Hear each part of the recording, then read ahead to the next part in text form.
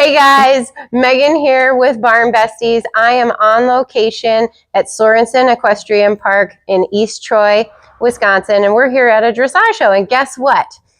I have kidnapped the judge, and this is Joan Darnell, and she is an S judge. And so, Joan, thank you for talking with us. I really, really appreciate it. Where are you from? I am from Olympia, Washington. Awesome. I've been an S judge since 2009. Wow. And total judging career is over 29 years now. Wow. I think she knows a thing or two, huh? I hope people think so. And how did you find your love of horses? Like, how did you get into horses and dressage? When I was a little kid, I always loved horses, but we lived in the city. We didn't have the facilities or the money or the time to do that. I had 3 sisters, and so I never got to do horses until I could afford to do it myself. So I was 28 when I started taking riding lessons. Oh, wow. And started in a barn. I took 1 lesson a week, 2 lessons a week. Then I started leasing a horse. Then I bought a horse. Yeah. Then it snowballed from there. I had a number of horses, and now I'm down to 2 horses. These are my last 2. Aww. But they're great horses. We've had them since they were little children, and it's fun to have brought them up to where they are. Now, are you a dressage trainer? No, I was, okay, but I don't train anymore. I just judge. And I'm also I am the chairman of the L faculty. Oh. So I teach. Oh, tell us about that L program. The L program is the best thing ever. It's renowned worldwide, the education, and it's for everyone, especially the part 1 is for everyone. We teach you why we do what we do, take you through the theory, the logistics of how to judge shows and all of that. And then after that, if you're serious about it and you want to continue, if you've got the riding scores, then you can go on into part 2 and start your judging career. That's what I did. I was really interested in judging. When I was somewhat knowledgeable, but not like I have more knowledge now. But back then because I had started judging schooling shows. And then I found out about the L program, and then I attended the L program, graduated with distinction, and then did the little R, the large R, the S, and now you're the chair of the faculty. That's amazing. Yeah. Oh, thank you so much. And that is a volunteer position, correct? Yes, it is. You are not. So remember that, guys.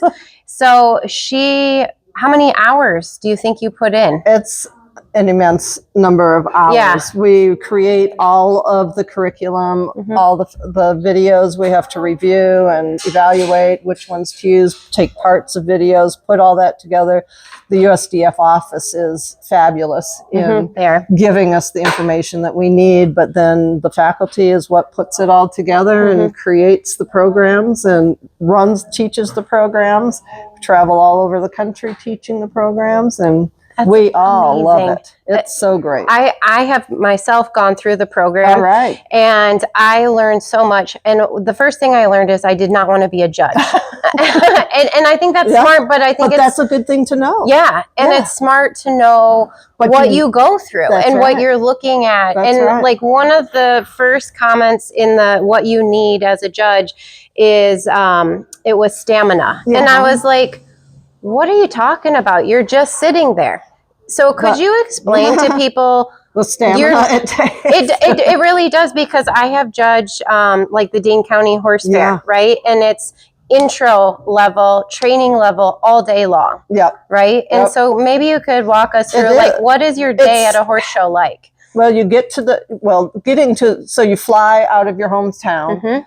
You're in the airport all day, getting to the venue, you go to the hotel, you go to the show the next morning, start judging, you're there 8 hours or whatever. Sometimes it's longer, sometimes it's less, but mostly on the longer side. And the weather can be freezing cold, the wind can be blowing 90 miles an hour, it can be raining, it can be snowing, it can be sleeting, or it can be 100 degrees. And you're just sweltering out there. So that's where the stamina comes in, be able to keep your attention and your focus on each ride. The first ride has to have the same amount of attention as the last ride of the day.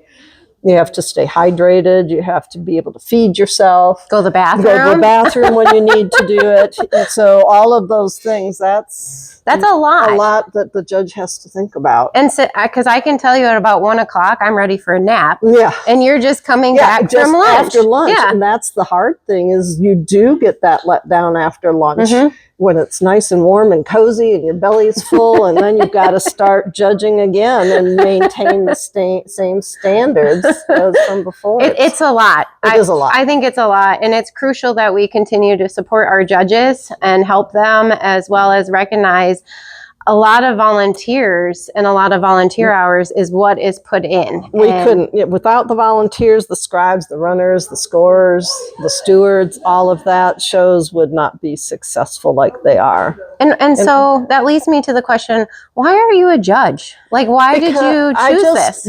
I like the technicality of it. Okay. And the preciseness of it. And I really love that dressage shows started on time, and the rides are timed, and each you have to be there at a specific time. Yeah, that makes my day. When people come along right in order the way it's supposed to be. But when you also say you're in charge of actually keeping the show on time, because depending on how much time they give you, you have to write comments, and you have to be quick at writing comments, and you also have to check and oversee, like, hey, is my scribe actually putting the right number in the right box, in the right comment? And has that happened to you where they have messed up? There's been times that you the scribe says, I've never done this before. You say, great, I do comment score. Yeah.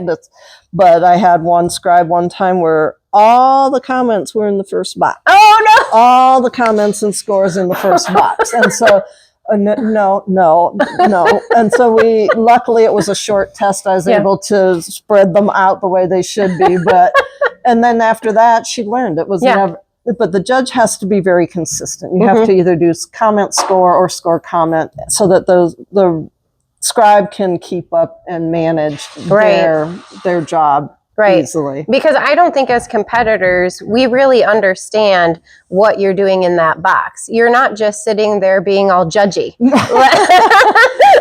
There's a lot more that goes into the education, the time, and you have to keep up your license. You have to attend judges' forums. How often do you have to do that? You have to go at least every 3 years. Okay. You have to judge 4 shows, I think, every 2 years to maintain your license. Most judges do more education, especially if education comes around in their area. Okay. You'll see a lot of judges at those things. I didn't know that. See, that's something I don't even know, right? But that's a USCF requirement, a rule that we have to do education. So. Yeah.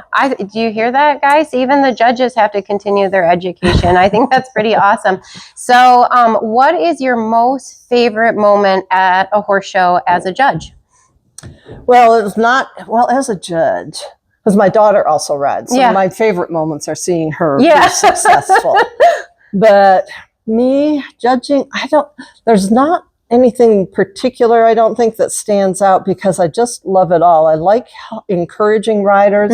I hope my comments, even in a bad ride, I want you to be better the next time. If you can read my comments and hopefully I say something that will ring a bell that and fix it, because that's probably my most satisfying part of being a judge is when the next day or the next ride they have read my comments and they do what I say, and then their ride is better.